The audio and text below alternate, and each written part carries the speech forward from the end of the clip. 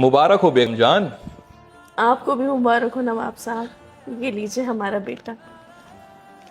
उल्लुल्लुल्लुल्लुल्लु, माशाअल्लाह। बेगम जान, इस खुशी के मौजू पर आपके चेहरे पर यह शिकन कैसी? नवाब साहब, आज आप हमें बता ही दीजिए कि आपने हमसे पहले 3 और निकाह क्यों किए। बेगम जान, एक रोज हमारी अम्मी जान चूल्हे पर रोटियां सेक रही थी और उनका हाथ जल गया।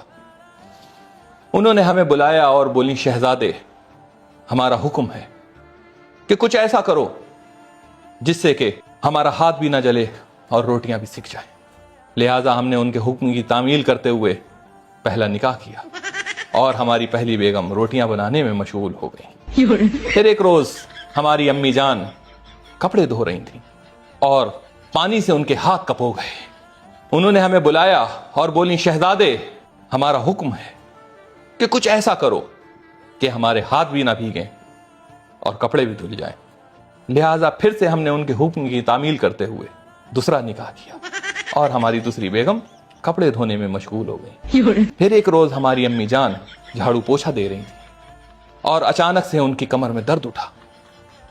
उन्होंने हमें बुलाया और बोली, शहजादे, हमारा हुक्म है कि कुछ ऐसा करो कि हमारी कमर में दर्द भी ना हो और झाड़ू पोछा भी हो जाए।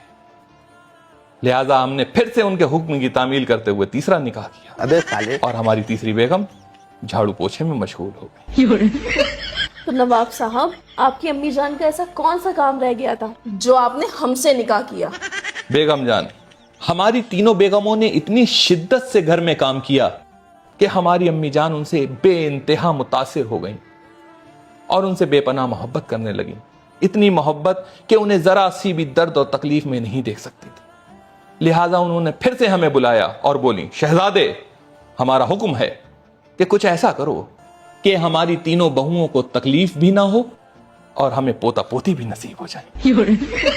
और हमने उनके हुक्म की तामील करते हुए आपसे निकाह किया। क्या? अच्छा बेगम जान, हम चलते हैं।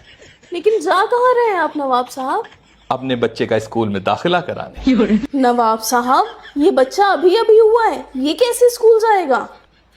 बेगम जान, हमारी अम्मी जान का हुक्म है कि दूसरा बच्चा जब पहला स्कूल जाए तब।